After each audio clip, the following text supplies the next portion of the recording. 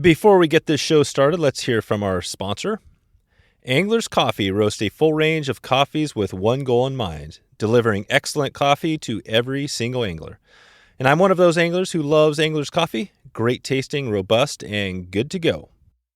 And if you haven't noticed, this is Dave from the Wet Fly Swing podcast. I'm here because I'm good friends with Greg, and we are both supporting a great coffee company, and you should too. Angler's Coffee just released a new subscription program, and you can get 22% off, not just 20% off. We're going the extra distance here. 22% off of this box and all products at anglerscoffee.com. Just use the coupon code FFI20 at checkout to get 22% off of great coffee today. That's anglerscoffee.com. Hey, what's up, listeners? Before we begin today's podcast, just a bit of housekeeping here for you. So, and an amazing announcement that I want to make sure that you guys are definitely aware of. So, the first thing is on, Stillwater School. We have a Stillwater School program this year at Skacheen Lodge in beautiful British Columbia. So for anyone that's ever wanted to learn Stillwater, this is the place. And your instructor is the one and only Phil Rowley. He and I have teamed up. We've partnered up to bring you guys a in-person, on-water, Stillwater School, and that's from June 24th to the 27th at the lovely and beautiful Skacheen Lodge out in British Columbia. So basically, if you've ever wondered, about the Stillwater fishery and how it works, the insect life, the lake life, different tactics, from subsurface to surface to indicator fishing, all that sort of stuff. Of course, Phil will do his fly tying as well, and what flies work for each time of the year and everything like that works on the Stillwater topic. So making sure that goes with you guys as well. So one of the really cool things is the lodge itself. I mean, it's $1,600 per person. It includes everything you can possibly think of, except for your fishing license. You're going to have to buy that on the government website. So all your meals, all your drinks, all your boats, rod fees, all that sort of stuff at the lodge is taken care of. The lodge offers 5-star food, super nice, beautiful setting, beautiful lodge. The accommodations are great. I can say this because I have been there, and that's why we're going back, because it's the perfect setting. It's perfect lodge. There's beautiful wild Kamloops rainbow trout in the lakes there. There's over 16 lakes. Each of them have their own private boat on them. So if you're out, you're fishing, you want to take after the course, you want to go and fish your own private water, that's totally possible to do so. These are amazing. Like, I can guarantee you're not going to see another person on that lake. So it's just you and a friend or your partner, or whoever it is that you want to bring with you, if anyone. And it's just to have a lake by yourself, to smash these massive rainbows that just fight like tanks. Just is so wonderful. So again, that's June 24th to the 27th. It's a 4-day, 3-night program. It's at Skacheen Lodge in beautiful Kamloops, British Columbia, and it's also Phil Rowley and I are putting that on. So again, that's the Stillwater School. One of the ways, if you guys are interested in learning more about this program or doing this program, and it is going to fill out because we only are limiting it to 12 people, is to reach out to me via DM, reach out to the lodge, that's Skacheen, SKITCHINE, lodge.com, and sign up for the Stillwater School there. Or, of course, you could always reach out to Phil Rowley, flyfishing.com as well as another option. So these are all great opportunities. It is going to go fast. Make sure you get yourself in there. So I'm looking forward to seeing you. It's, again, like I said, an amazing opportunity if you've ever wanted to learn Stillwater, or if you do know Stillwater and you do want to brush up on some skills and learn from one of the Stillwater pioneers and legends, Phil Rowley. All right, guys, let's get back to the show. Hey, fly fishing insiders, we are here with Togen's Fly Shop, and Justin and Stanton are here again. Hey, guys. Hey, Greg. Hey, Greg. Excellent. Justin, what's new for Togen's this year? This year, we're really expanding on the Euro nymphing hook, jig hook, and slotted bead setup. We've expanded the colors out on our slotted beads, as well as brought in oversized beads up to 4.8 mil for the Euro nymphing. Amazing. Stanton, as a protein tire, how does this benefit us? The slotted beads and jig hooks are fantastic as, for urine nymphing applications in the rivers. They, they ride inverted. They don't pick up on the rocks. They're great. But one of the things that I've really enjoyed using them for is for stillwater patterns, such as leeches and nymphs. Having that jig hook ride inverted like that, being able to get down into the zone, not picking up all the weeds like you might with a regular hook, with the hook facing down, is really beneficial. And the nice thing about these hooks too is they're ultra strong. I've held some big fish, some big bull trout, and some big panache with them on smaller hook sizes like 14 and 16, and they're holding the fish. So I think people are really gonna like these hooks and beads. Truly amazing. Justin, where can we find these products? You can find both the slotted beads and the jig hooks on our website at togansflyshop.com. Awesome. Let's get back to the show. Welcome to the Fly Fishing Insider Podcast. I'm your host, Greg Keenan. This is Season 3 of the Fly Fishing Insider Podcast. In this episode, we aim to bring you the biggest and best stories from those who work and make our fly fishing industry truly great. The Fly Fishing Insider Podcast dives deep into the past, present, and future of all our guests, uncovering their amazing stories and journey. Join us each week as we interview a new podcast guest. Also, if you're new to the show or not yet a subscriber, make sure you hit subscribe after this episode.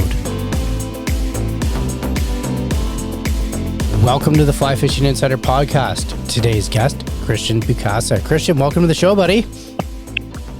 Hey, man. It's been a long time coming. Glad to be here. 3 years in the making. I talk to you every month. Every month we're on the phone, we're checking up with each other, seeing how things are going. We finally got you here. So, yeah, a little inside information for those listening. But you know what? You are one of the owners of Dupa Fish, and we're going to learn all about what you guys do, where you're going with that, and the fun stuff that you've got going ahead here. So, but like always, I ask my guests, how did you get involved with fly fishing? What's a bit of your story with that?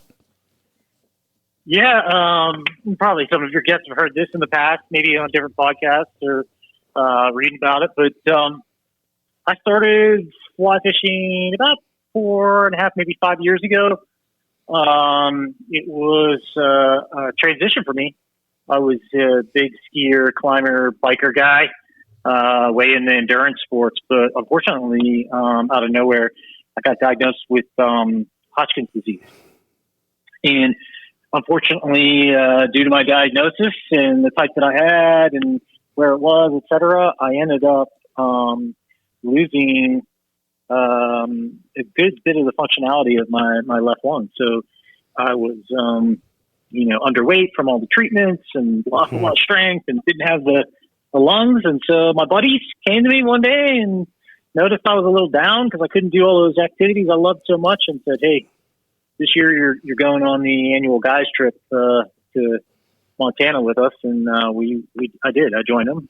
They tied my boots every day and shoved me down the river and told me to throw fat Alberts and all kinds of other crazy junk. And we caught tons of fish, and I was, for lack of a better term, hooked. And the passion started, and it was a great replacement for me. Yeah, crazy. I mean, I know your story from before as well, and it's, definitely remarkable. But the funny thing is, and what you left out about all that is, like, you said you were hooked. Now, most people, like, it stops there. You went all in, man. Like, you were all in on this. You've built a massive brand around Dupa Fish. You've created a culture. You've got people that are, you're super active on social media that you guys are interactive with as well. And then you've got other projects, which we're going to get into as well. So for those that don't know, what is Dupa Fish? What are you guys about? What are you doing there? And how long has it been around? And who's the other partner? And how that all transpire? Yeah, so on that very first trip, I had made a connection with a friend of a friend.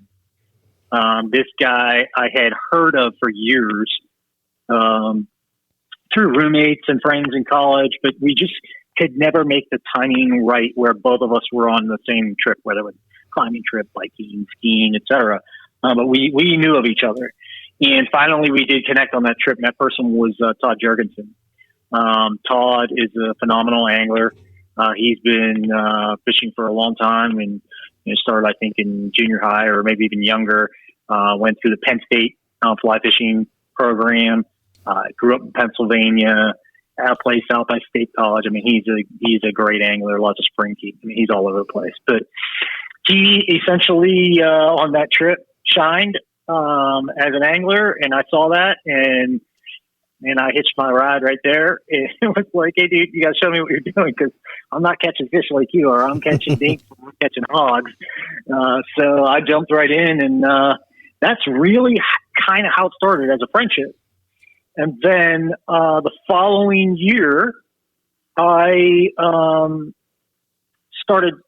up for the next trip, and then it was an inexpensive trip that we would do. We would usually VRBO home, and we would self-guide, and, all those things. So it was cheap. And then it went from, instead of doing this, let's go to Belize. And I was like, okay, well, now I got to buy all the other gear, and then I got to pay for the trip. And I just looked at them, and I said, and I got to find a way to write this off. I think I'm just going to start like a fly fishing business.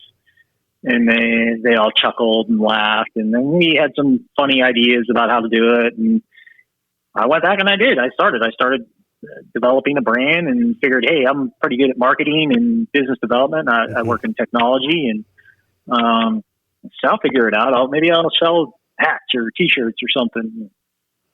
That was it. I did. I started doing those types of things, but I was still really recovering from my disease, and I needed help. And Todd, in particular, saw me come back the next year and was like, "Wow, you're really serious about this." And I was like, "Yeah, I'm going to go for it." And he basically said, "Hey, do you mind if I jump in?" And I went, "Yeah, I'd love a partner in it." And that's been it. We're just like-minded guys. I mean, total brothers from another mother kind of thing. And we just saw eye to eye on where we wanted to be and how we wanted to get there. And it's been a long road. We've been, bootstrapped the whole way. But yeah, we're there. So I guess to answer your question, we started out as a marketing business, and we marketed our own brand as well as other fly fishing manufacturers. People like, now we work with Lid Rig, we work with trestles, Moonlit hooks, Moonshine rods, Douglas Outdoors and their rods. We've worked with guys like Ross Reel and Fly Fish Food and a bunch of other people in the industry, and River Rat kind of helped here and there as we could, So yeah, it's been fantastic, and we've recently transitioned away from that. In fact, we are in the process of launching our next phase, and I'll kind of keep that secret for now. Yeah, no worries. Maybe we'll do another show. Yeah, let's maybe do another show on that one. How's that? We're gonna have a launch here in the next month or so. Perfect. Yeah, of course. I'd love to announce that on our podcast. You're, I do know what it is, and I'm excited for you. And I know it's huge. It's industry changing, life changing here it's a game changer for the industry. So super cool on that. I don't want to say too much as well, but I think it's also fair to say that you had a marketing background in the outdoor, from what I remember, in the outdoor space as well. You worked with mountain bikes or something like that. Is that, if I can't remember correctly, is that right? Yeah, pretty close. Yeah. It wasn't necessarily marketing. It was sales. Oh, that's what it was. Yeah. I worked sales. Yep. I ran a dealer sales and service department for a company called Black Diamond Equipment, who manufactures rock climbing and ski equipment. I did that for about 7 years. And then I transitioned into the technology space from there. And I worked for companies like Oracle Corporation, et cetera, for a number of years, and really kind of cut my teeth in the go-to-market strategy and things like that, and learn a lot of the business tactics in both of those areas. When I was at Black Diamond, it was a smaller business, so you got to dip your toes in a lot of different areas, whether it was design and development, procurement, marketing, lots of sales, et cetera. So yeah, it was very helpful. very No, helpful. for sure. So another thing too, what I always love about Dupe Fish is you guys, you mentioned about Belize, and I know you haven't been there in a few years, but you guys are always traveling, or you're always on some kind of adventure together. If it's not this month, it's next month for sure. Where you're doing stuff now, like, are these trips that you guys are doing? Are they marketing trips? Or are they just guys trips? Like, walk us through that, because I mean, a lot of people, myself included, like, you just recently did some redfish fishing. I can't remember when, a few months ago or something like that. How was that? Man, I'm kind of jealous. I wanted to do that. I mean, walk us through how this happens. We have a pretty big group of friends that are all anglers, and a lot of us like to go on trips. We plan a couple trips a year. And then usually what Todd and I do is we'll augment with new people in the group that we've met through social media that want to go on like a hosted trip. Like, hey, these guys got it figured out. They know how to get to the right zones. They know the area. They can help us get on fish and have a great time. And, they're fun guys to hang out with too. Maybe talking a little bit too about myself there, but yeah, we just like to have fun. And so we've met people through social media, and, a lot of times when we go to fill a trip, it's, out of the 10 guys, only 3 can make it. And so we'll go, hey, we're looking for people to go. Anybody want to go? Boom. People sign up, and, we don't make any money on the trip. It's just to go have fun and meet other anglers and get them on fish. And yeah, we have a great time doing it. And you're right. November, we did some red fishing. February, I just got back from Arkansas. That's an annual trip. Todd and I went this year, and we met up with 2 other guys. That was it. Then these 2 guys we didn't know, met them through social media. They were by chance PA guys as well, and big streamer guys. They had been there before, but wanted to see what our program was about. And yeah, we had a great time. Got into some good fish. So what do you prefer, the salt or the fresh? The fresh is definitely more my wheelhouse. Mm-hmm. I mean, I live in Utah, right? So, Todd and I both, I think, adapt a lot better there. But, once you start hooking into saltwater fish, and you feel that power, you're definitely in that mode of like, ooh, I want that again, and there's an allure to getting better and trying, and it's difficult. It's a new world. A lot of things that you do on freshwater don't necessarily apply, or they go to hell and back from a casting scenario when you're sailing out in the flats, and there's high winds and the water's super clear and the fish are twice as fast. And yeah, it's interesting for sure. No doubt, for sure. Do you, when you guys, so you do this annual trip, like whereabouts in Arkansas do you do the trip? Walk me through kind of how that goes, and what you guys, what you're hitting and successfully targeting and everything like that with that trip. Yeah, sure. February is when we go to the White River in Arkansas. We go through Dalley's Ozark fly fishing shop. Steve Dalley has become a very good friend of ours. He is one of the guides that guides us every year. He's got a great team there. They all know the local waters very well. They're quite accommodating because that water fluctuates day to day based upon the waters that they run out of the dam. The entire objective for us there is to hit the, quote, infamous Shad Hatch, which our group hit on our first year there, which is a rare occurrence, but it does happen. So essentially what happens is the shad in the lake above the river, there's some specific conditions that cause them to, get lower on the dam side. And so they get turbined. And when they get turbined, they come out as a lot of floaters, and those fish just feed like crazy. Well, that's happening on a low occurrence throughout the year, and that fishery has a very good life cycle in it. It's full of food for fish, and those fish are big to begin with. But when that happens, it can be pretty ungrazeable. I mean, you fish floating foam shads on top, and they eat them on top, and I'm talking 24-inch fish coming up to eat on top. It's pretty wild. The browns insane. are amazing.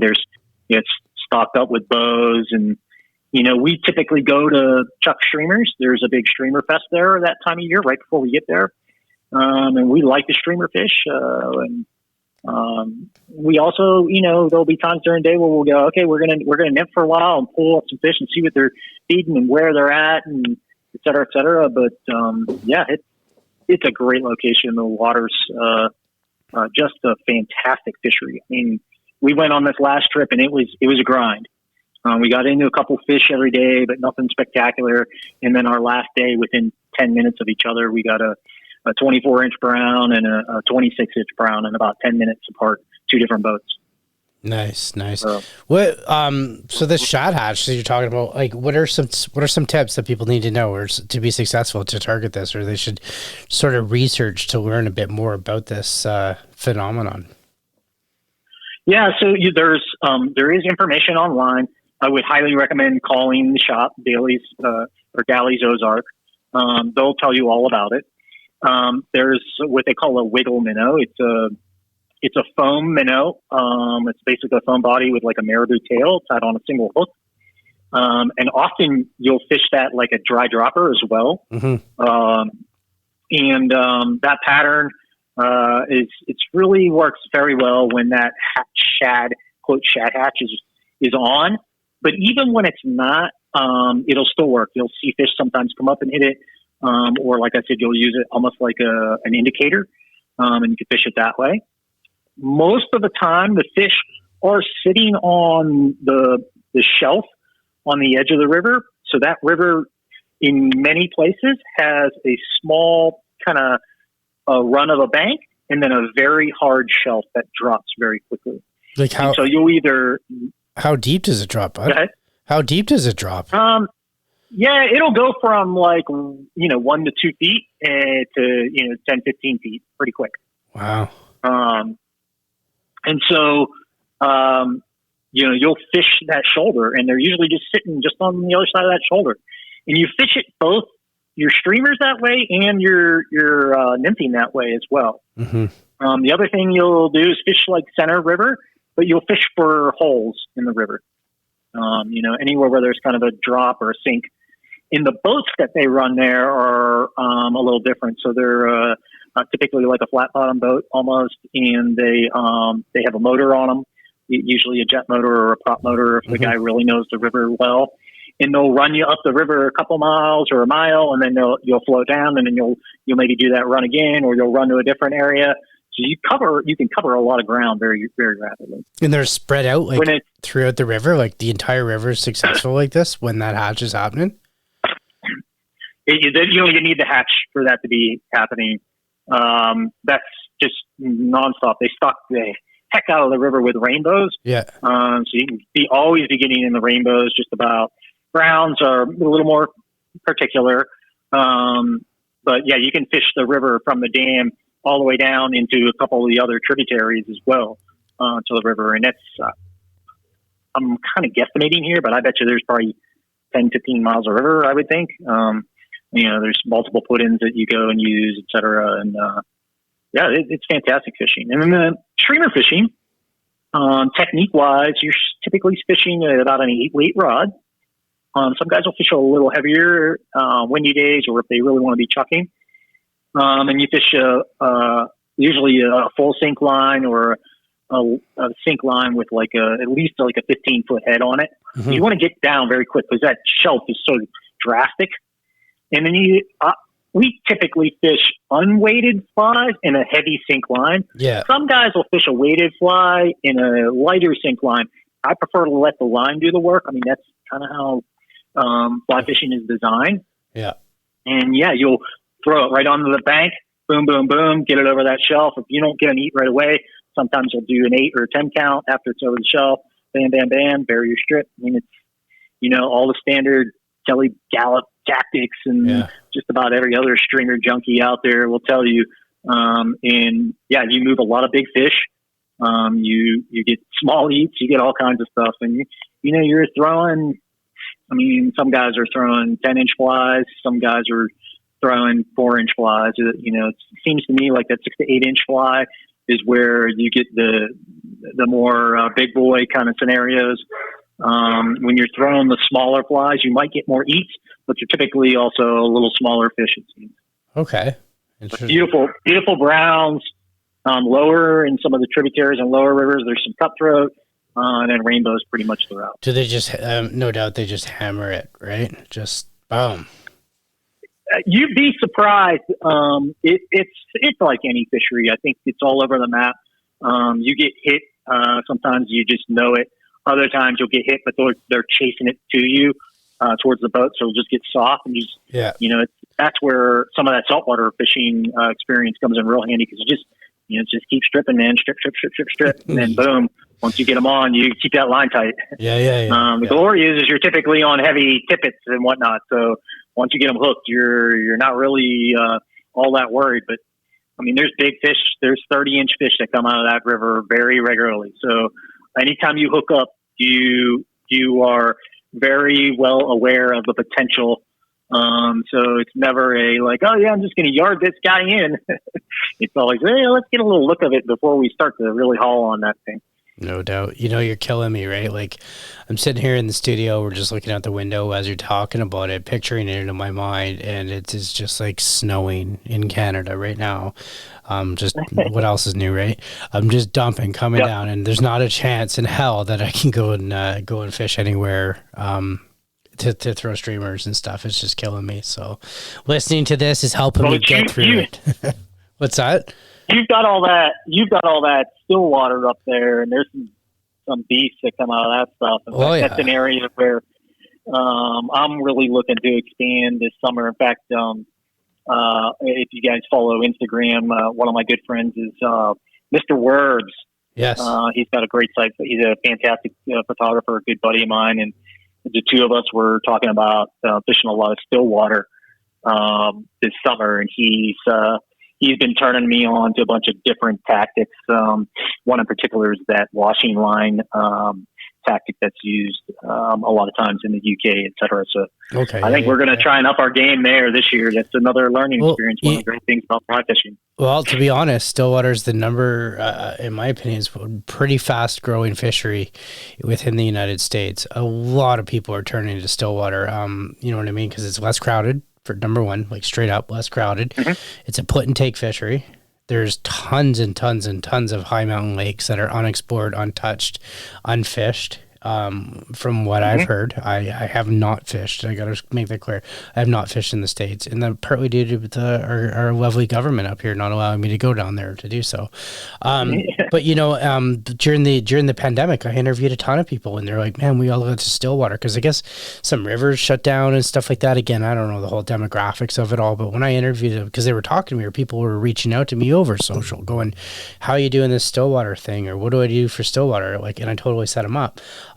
Yeah, dude, you know what? With that said, you got to get your butt up here as soon as they open it up, and you're always, welcome to stay, and we'll get you on some stillwater up here in the high mountain lakes of BC. You'll love it. Yeah. I'll definitely make a point of doing that. And I agree with you. There's tons of water. You can typically get away from people. Mm-hmm. And the lakes typically are great food resources. So they produce very healthy fish in most occasions. Well, there's a ton of food in there. There's a ton of food. Great. Yeah. Yeah. That's exactly. And the fish aren't working as hard. They're not working against current as much. Mm-hmm. So yeah, you got a lot of things going for you. You bet. There's a lot of hogs. We actually have a film that'll be coming out kind of addressing that. So what? Yeah. These secrets that you keep. I didn't know that. No, that's awesome. It's good that you guys are, promoting that fishery as well, because it's a real good, it's a healthy fishery. I know it's a put and take fishery. I get it. Right. But you know what? It's manageable. It's sustainable. It takes pressure off wild fish. It's just an awesome opportunity. And once you get into it, it's a ton of fun. It is a ton of fun. So for sure. So you got this film coming out. I know you've done some other film works and stuff like that. Tell us about some of your projects regarding the films. Yeah. We just try to develop content that's fun and engaging. We also try to take some different angles here and there. And back before COVID, we had shot a film about overlanding and getting into different lakes and things like that, and turned out pretty well. So we've got some of the final edits going forward on that. It should be coming out here pretty soon. And then we've got another little film that we filmed this past winter, doing some winter fishing. Just a couple little things, to kind of spark some interest and show people what we're doing and what we're up to. We're not film guys by any means, but it's certainly fun to do and see the creative side, and maybe show people what we're up to. No doubt. How was COVID? I mean, it's still, I get it, it's still there, but how did it affect Dupa fish? It certainly delayed us in launching our next project. We decided to kind of hold off and do some more work on that. It also delayed our film. We were ready to launch our film, and we were going to do some film festivals, etc. We kind of sat on it, and we're like, oh yeah, this will go away and we'll get to do the festival. Well, it's never gone away. So yeah, we're just now at that point where we're like, hey, let's give the people something to do while they're hanging out and go from there. Crazy. Well, I do know for a fact that during COVID, you somehow managed to write a book. Now tell us about that. Yeah, so I co-authored a book. That's what it was. Yes. I did some writing for it, but my partner on the book, John Childress, he did the majority of the writing. The two of us conceptualized it, came up with the outline, and then John, he's a writer. He's written several books himself already and had the experience. And then I recommended that we kind of put these stories in the book from anglers. So the book is called Fly Fishing for Leadership. John Childress and myself wrote it. I met John through LinkedIn. I had started some Dupa fish things on LinkedIn and some groups about fly fishing and in professionals and in sales.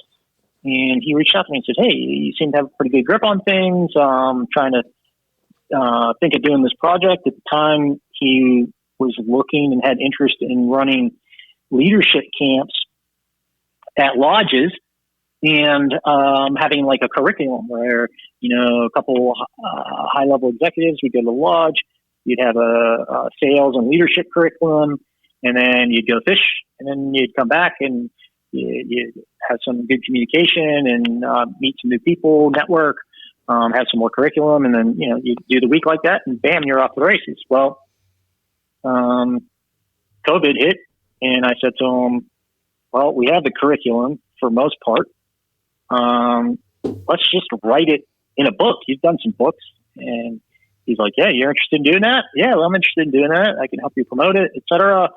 And then I said, let's get a bunch of professionals, whether they're in the fly fishing industry, in a lot that are not, they're in industries all over the map, and let's interview them and get their leadership experience, what they learned on the water and how they brought it to business and vice versa.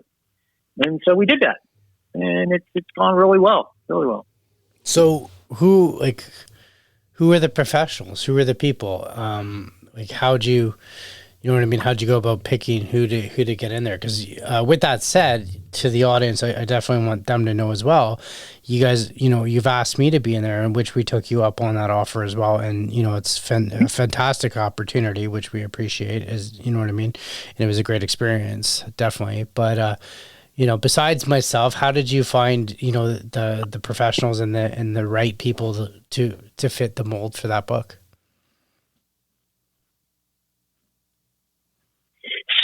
So, great question, Greg. I have an extensive network of business people that I know, and a number of them fly fish. John, who's got even more business experience than I do, like I said, wrote several leadership books himself already. He has an extensive network of anglers that he knows and whatnot. And then I had contacts like you that I knew from the industry, et cetera, that either started businesses or heavily engaged in businesses. And then I leveraged social media, other friends, various networks, et cetera. And we basically reached out and found these people, and I would approach them, make a phone call or send an email, message, whatever, to, hey, we're writing this book. This is the concept we want. We'd love for you to participate. And we essentially got about 70 participants. Wow. And people all over the globe to participate. And most of them are at a high executive level, like a VP level or above, within their organization, or they're an owner or CEO of their organization. And they've contributed in so many ways.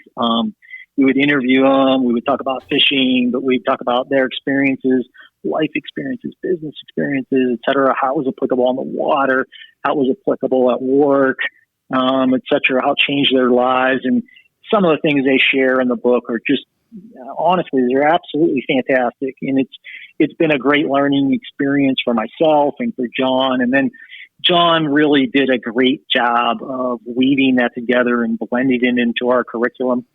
And he has a solid understanding of business leadership himself, and has really kind of put together an outline for anybody that is in business, because most people in business have some sort of experience with fishing in general, right?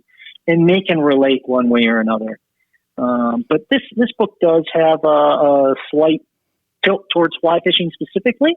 And yeah, it's been a fantastic project, man. Yeah, good stuff. There's some great pictures in there. We had pictures donated by guys like Jay Byers. I had mentioned Aaron, who goes by Mr. Words on Instagram. All kinds of different people in the book that had contributed. Guys like Bob Mallard, who's a guide and an author. He's a fish advocate up in the Maine area. Ben Wright, he's the CEO of Velocity Global. We got people like April Vokey that contributed. David Decker, he's the owner of the Complete Fly Fisher Lodge in Montana. What a fantastic fishery, man. That place is incredible. Gilly Bate, he's the UK travel director for at Fly Odyssey. Oh man, you just go down the list. There's tons and tons of them. Graham Ellis is another name that stands out to me. He is the CEO of a business called Ocean Harvest Technology. You want to talk about a fascinating guy. I mean, I would have never been exposed to that. That's the one with the sharks, right? Like they go, he tags great whites? No. That's Chris Fisher. Chris is a friend of mine. He lives here in Park City. We couldn't nail him down to get contribution from him. But gosh, if you want to learn something and have some fun, especially if you've got kids or work at a school system or whatever, or just buddies, go to OSearch. It's like ocean and research mixed together, OSearch, and you can track sharks, turtles, all kinds of stuff, and they tag these things. But the whole concept there is that sharks are the wolves of the ocean, and if we mess with the predatorial hierarchy, we put ourselves in a very dangerous position with our oceans and seas, etc. Fascinating stuff, and he is an incredible guy. Just a full philanthropist, in my opinion, with regard to his work. So, yeah, I would highly recommend checking that out. Awesome. I'll make sure. Chris Fisher is his name. I'll make sure I throw some deets in the show notes for him. Mm-hmm. Definitely. So, Chris, what's the book called? Just for those that are wondering. Yep, it's called Fly Fishing for Leadership. You can pick up a copy online. It is available on Amazon, but we make a little bit more back if you buy direct. So please buy direct. There's a direct site at flyfishingforleadership.com. So yeah, we've got I think a little over 200 copies in circulation right now. We just started pushing it here a month or two ago, Mm-hmm. and it's been going pretty well. There's a forward in there by Lyle Sayers and Jen Ripple. Mm-hmm. Jen Ripple is runs Done Magazine. Yep. Awesome. So yeah, there's tons of things. And then Lid Rig was our sole sponsor. So if you're not familiar with Lid Rig, go check it out. Lidrig.com. The guy, Scott Wilde, is a friend of mine that I've met through the industry. I've become friends with him because he had this really cool little project, and we started chatting on Instagram and social media, and he's got a nipper that is magnetic that you can attach to your hat or your jacket or your bag, etc. And it's been a game-changing tool for me fishing. It's a fantastic product. And it was really cool. We talk about how small the industry is, right, Greg? I mean, you and I met. You introduced me to Forrest Rogers, Forrest Rogers in Rock Treads. That's with Rock Treads. Yep. Rock Treads, Crazy Creek for sure. Crazy Creek now. I mean, you've introduced me to Lid Rig, and I've done a ton of stuff with Scott. I mean, he's always doing stuff with us on the Insider for sure. And I can contest. It's a fantastic little product, so it's kind of cool. I love how me and you, like, this is a great example, and this is why, I mean, when we talk monthly, it's always like, hey, Christian, you're like, hey, I got a buddy for the podcast. I'm like, okay, send him my way, or vice versa, right? Like, I'm like, hey, I might need to pull someone, like, do you got anything cool, a good story that my listeners would want to hear, or, someone that's reached out to you that, you know what I mean? Like, and I know we tried to get Sarge, but same thing, like, he's just smoking busy, right? Like, because he goes on these expeditions for months at a time, right? I mean, it's kind of hard to get like, exactly. I mean, he's in the last expedition I saw. He's in Nova Scotia tagging great whites and stuff like that. So I mean, it's just like, smoking busy. So it's hard to do that. But I remember you said that, you got to get him on. I'm like, man, as soon as I researched it, I was like, I gotta get this guy on. It's so cool. But yeah, I mean, you're right. Like, that's why the industry, it's small, it's great. I love it. And that's what we do, right? And I'm sure a lot of people that are within the industry have these little pools or networks within their own group or something like that, as well as, on a global level as well. So for sure. Speaking of there's a whole element in fly fishing right now that's going on. It's all these small businesses taking off. And I think the big proponent of that is it's significantly easier to start a business and have a much broader audience than your local area. All the digital tools and online tools, et cetera. And if you have the gumption and some business background and a good idea, it's totally feasible. Mm-hmm. And then what's really unique in fly fishing is that we have this common ground of fly fishing. And so it's really easy to become buddies, right? Let's go fishing. Or, man, I got into this weekend. You're excited. And then guys like Scott or yourself or me, like I was talking to Scott one day and I said, he was like, I'm trying to get some changes made to my product. It needs refined. And I said, hey, you got to talk to the trestle. Yeah, exactly. They make rod holders. And by the way, they're designers.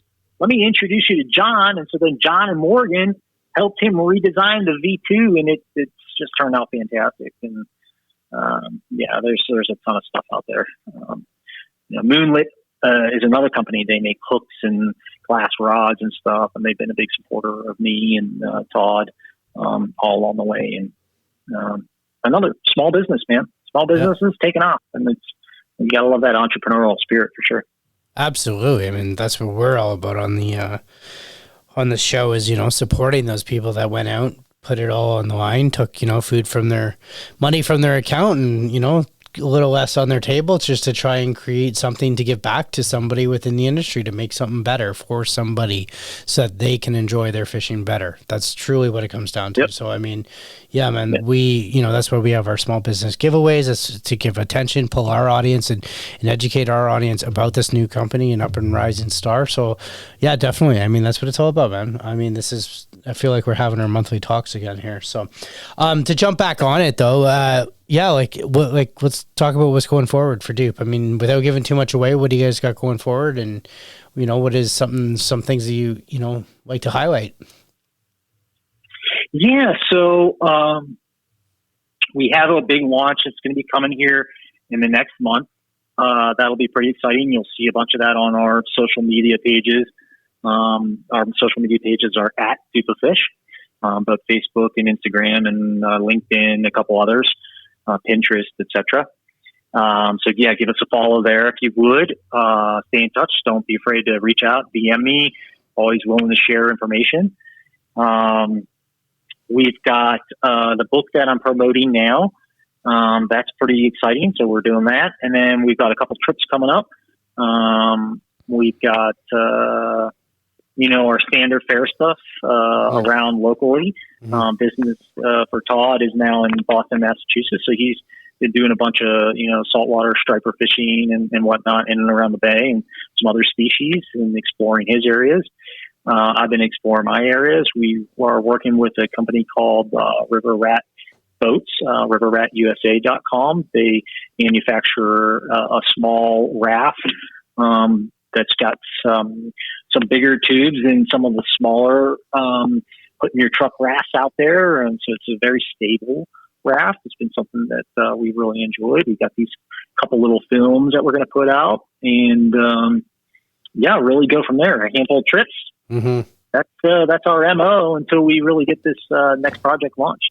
Awesome. I love it. And love the River Rat as well. So, I want to, before I do let you go, I just want to know, what do you think the prediction is? What do you think this year is going to be like? And I know it's just a prediction for the industry. We haven't had any of the shows. We haven't had, it's kind of right now quiet. People are wait and see. Governments, I know with us in Canada, like we're just sitting here waiting. Every day there's tighter restrictions. I know I just talked to a lodge out in Chile, and they sent us some unfortunate news that their restrictions are tightening down as well. And this is apparently is their summertime, or they're coming into their summer, so they've lost a bunch of bookings. So, what do you think? Where do you see this going? That's a tough question. I'll answer it best I can. Yeah, just talking. There's no end in sight, in my opinion. There's adoption. We've been dealing with the flu for like a century now, and still haven't figured that one out. So I suspect that there'll be levels of change. I have enjoyed, certainly in the past short period, some of the levels of adoption that have occurred. It's sprung entirely new industries, which is quite fascinating. For the fly fishing industry in particular, I think there's a lot of people that either re-engaged or got engaged. And I know of very many fishing shops or brands that have had record-breaking sales. That's kind of where I'm going with this. Yeah. And they're seeing a lot of growth. I think us as anglers and people who have been into fly fishing, there's some concern and worry about that. Oh my gosh, are the waters going to be crowded? Is it going to be this? Is it going to be that? And I would wholeheartedly say, hey, don't get too worked up. The reality is the majority of people that, are going out and buying equipment, et cetera, they're not diehards like us. They're fair weather fishermen or anglers per se. And they're going to go a couple times a year and enjoy themselves. And you know what? Be a steward to the industry, help them out, give them a good spot for the day, or, maybe pass them the right kind of fly on your way out. Do those kind of things, because the growth in the industry really is, I think, good for all of us. And the reality is not a lot of secret waters out there. We think there are, but nothing's really a secret anymore. You got all the maps and digital imagery you can find and whatnot. So if somebody wants to find it, they're going to find it. But just go out, have some fun, man. I had a life-changing event for myself, and I try to look at the positive side of things. And I'll tell you, I've gone out and run into people that I thought, oh man, I wish they weren't here. And a lot of times I just strike up a conversation and it turns out to be just a great person in general. And you learn something about yourself and someone else and have a good time, man. No, I love it. Pretty cool sport. I love it. So I almost want to end it on that, but I do have to give you the last word. So what is your last word? For me, this year, COVID, change, etc. I would say, my mantra when I was sick was, I don't get up to give up. And that got me through some pretty heavy stuff. I mean, I was, at one point, 96 pounds, to give you an idea. But yeah, don't get up to give up. Go out there, have fun, enjoy yourselves, charge every day, learn something new, drag in a friend, and just go have some fun. I love it, man. Love the positive. Be on the water. Love the positive vibes. Love everything you're doing. So if a listener wanted to reach out to you guys or learn a bit more about Dupa Fish and, wait and see what you guys got coming on next, plus check out your book, where can they find you at? The easiest place to find us is on Instagram at Dupa Fish, DUPEA Fish, or Facebook, same thing, DUPEA Fish. We're also on Pinterest. I'm on LinkedIn. It's Christian Bacasa, Bacasa. You can DM me on any one of those spaces. Typically, we do have a website. It's www.dupafish.com. You can check us out there. But yeah, that's the best way to get a hold of us. Awesome. And don't forget, check out the book. Yeah. Fly Fishing for Leadership, www.flyfishingforleadership.com. Pick up a copy. We've got promo codes all over the place on those different social networks, etc. If you want to pick it up at a discount, tell all your fishy friends, tell your business executives and friends about it. It's a great read, enjoyable, some great photos in there, and tight lines to all you guys, and I hope to see you on the water. I'm sure you will. Hey, bud, I can't thank you enough. So glad you could make it on. I want to thank you, and listeners, I want to thank you guys as well. Yeah, thank you, Greg. You've been an awesome supporter of me personally and Todd and I in our business. I know you're the audience. I don't know if you know this, but Greg is a tremendous steward for the industry. And it's guys like Greg that continue to kind of fill the roles of those guys that are, now retiring. So, pay attention, support him, be his guest, go visit his sponsors, etc. All that kind of stuff helps. And we appreciate you as well. And just like all of our viewers and visitors and followers, etc. So, really do hope to see you guys on the water, and please don't hesitate to ever reach out to me. Awesome, buddy. Appreciate everything. So, all right, guys, I'll see you guys next week. You've been listening to the Fly Fishing Insider Podcast. If you enjoyed this episode, tell us by liking this episode and subscribing to the show. Also, don't forget to follow us on Instagram at Fly Fishing Insider Podcast. See you next week.